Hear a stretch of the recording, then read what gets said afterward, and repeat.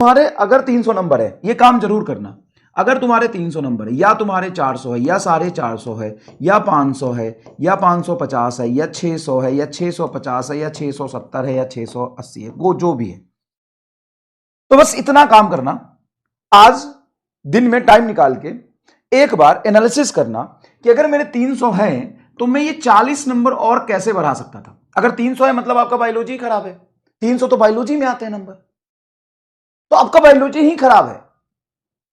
तो आप बस पहले बायोलॉजी स्ट्रांग करिए, केमिस्ट्री स्ट्रांग करिए, फिर आगे की सोचिए। फिजिक्स तो आप सोचिए ही मत, छोड़ दीजिए, अभी छोड़ दीजिए, फिलहाल के लिए छोड़ दीजिए। फिजिक्स के बारे में आप सोचना ही छोड़ दीजिए अगर आपके नंबर 300 आए तो, क्योंकि आइडियली अगर आप नीट में सेलेक्ट होना चाहते हो, टॉप 5000 में भी आना चाहते हो, तो कम से कम 330 आपको बायोलॉजी में स्कोर करना पड़ेगा, और आपके कुल 300 है।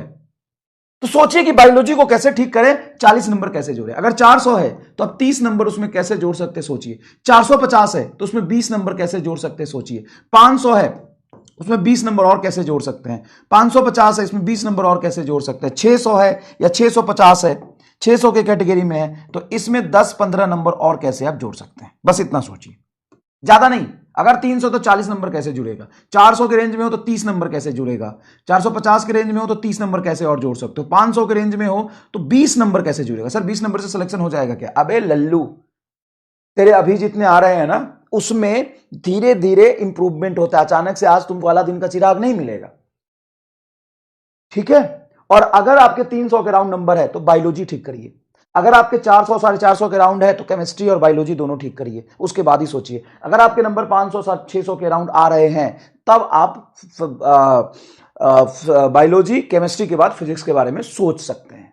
निगेटिव मार्किंग हो रहा है तो कैसे क्या करोगे, कैसे अपनी एक्यूरेसी बढ़ाओगे। देखो, अगर निगेटिव मार्किंग और सिली मिस्टेक हो रहा है तो कैसे अपनी एक्यूरेसी बढ़ाओगे, कैसे अपनी इफिशिएंसी बढ़ाओगे, कैसे अपना फोकस बढ़ाओगे, ताकि नंबर तुम्हारे थोड़े बढ़े। ठीक है, ठीक है। जूलॉजी में फंस गए, जूलॉजी अलग ही लेवल का था तो स्किप करना था। वही तो अनएक्सपेक्टेड पेपर की आपको तैयारी करानी है। जरूरी थोड़ी नहीं कि फिजिक्स ही हमेशा मुश्किल हो, और जरूरी थोड़ी नहीं कि 2026 में फिजिक्स टफ आ जाए। ऐसा हो सकता है कि जूलॉजी और बॉटनी टफ आ जाए और फिजिक्स वही आ जाए जो 2024 में आया था, मे बी। और अभी भी जो 75% सिलेबस है, 75% सिलेबस है, वो आपका बायो और केमिस्ट्री है।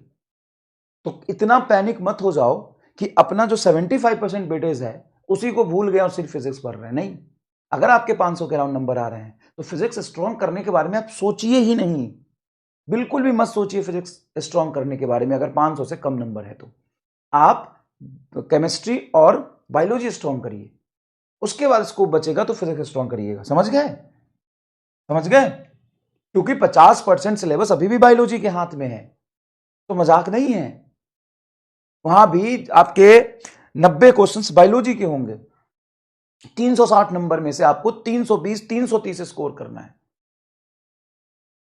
समझ गए?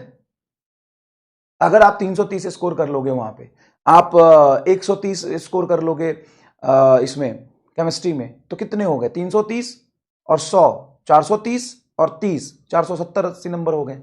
उसके बाद आपको फिजिक्स में स्कोर करना। बहुत टफ पेपर है, 100 नंबर भी स्कोर करोगे तो 470 से सीधा 100 नंबर हो गया तुम्हारा 570। 570 पे तो टॉप जीएमसी मिला इस बार। समझ रहे हो?